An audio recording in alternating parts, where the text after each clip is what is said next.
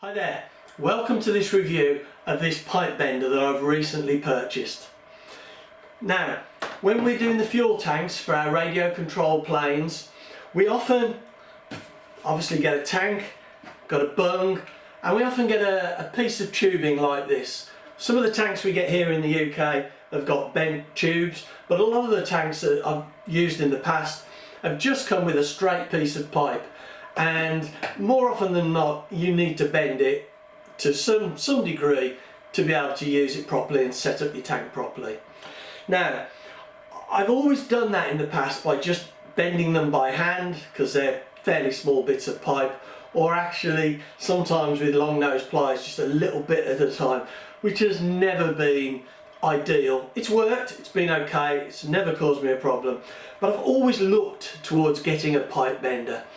And so I recently had a look online to see, and there are some of the RC component manufacturers that do pipe benders. They always look quite small and fiddly to me. I've never used them, so you know they probably were absolutely fine. But I came across this online, which is quite a substantial. It's aluminium, it's all metal, so it's quite robust.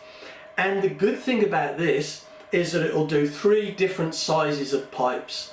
It does 3mm, 4mm and 6mm. I think it's 6mm, let me just check. Yep, 3mm, 4mm and 6mm. And actually it says 1/8, 3/16 or a 1/4 inch pipe. Now, if your conversion's any good, you'll realise that actually a 1/4 isn't 6mm, it's about 6.4mm. So there's a little bit of leeway there, and it's the same with 3/16.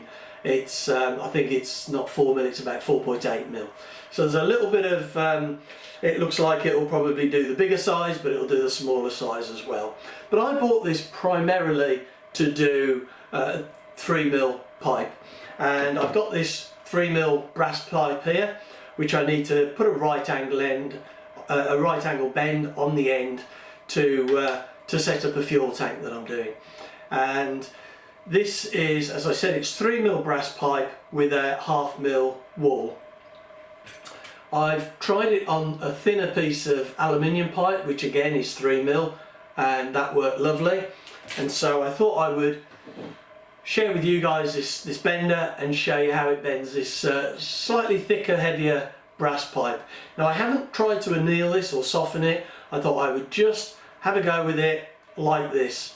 There's a lot of science around annealing, and some people think that it's not a good thing to anneal brass. It doesn't do a lot, other people do. I'm not a metallurgist, so I'm not going to really comment on that. I always thought you could. But anyway, I'm going to try and bend it with this new bender, and I'll zoom the camera in and we'll have a look and see how it works. Right, well, here's the bender. Fairly simple affair. See, it's articulated there to allow this to slide around with the pipe between the two sets of grooves, and hopefully bending it. We've got a right angle here, which will keep the pipe fixed in place. So what we do is we put the pipe in place and we fasten it up like that, just like a normal pipe bender. Now I'm going to turn this round, and just because I found when I bent this thinner aluminium pipe that you need to use your thumb to press on the pipe there as you do the bend. If you don't put your thumb on the pipe there, as you do this, it pulls the pipe through and it'll just put a right angle bend on it that is no good to anybody. So you put your thumb on there as you grip it, easy done, and then you just bend, and you can see there is a line here that tells you when you get to 90, 45. Now let's just get that out carefully without damaging it, and that is one sweet bend. Now I'm really pleased with that. That's not quite 90 degrees. Maybe I should have gone just a little bit more. Yeah, you can see that's not quite 90 degrees, but that's probably down to operator error rather than the actual pipe bender itself. Now I think this, let me just,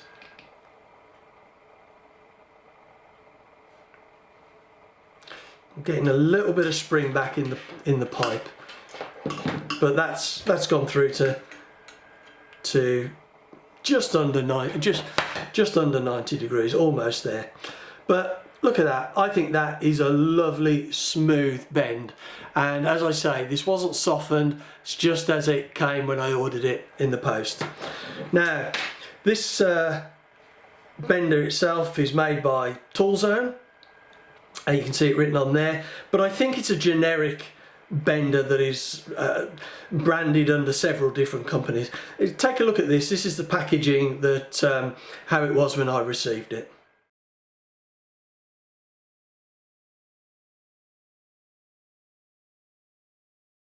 So there you have it, a great little pipe bender that you can really hold and feel like you've got something solid and does a decent job. And it will just fit into our bungs for our radio controlled fuel tanks. So as you can see, that's a nifty little pipe bender, and I'm really pleased with it. I got really excited when I got this and saw how good it was.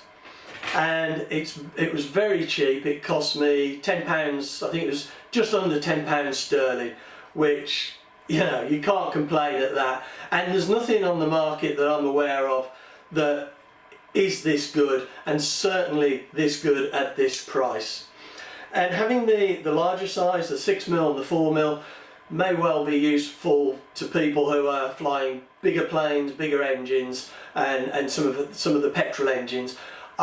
I only ever use this 3mm pipe because I fly generally smaller planes, sort of 10cc if it's a 2-stroke, or up to 90, maybe 120 if it's a 4-stroke. But I don't, you know, if you're flying bigger stuff, then maybe those sizes will correspond to some of the tanks that are used. I mean, I actually think this was designed for brake pipes and things like that, certainly the bigger size. But when I saw it down to 3mm, I thought it was definitely worth getting, and I'm pleased I did. So anyway, I hope you've enjoyed the review. I hope you found it useful, and maybe this is something that will make your setting up of your RC glow tanks or petrol tanks a lot easier, or diesel tanks. So thanks for watching.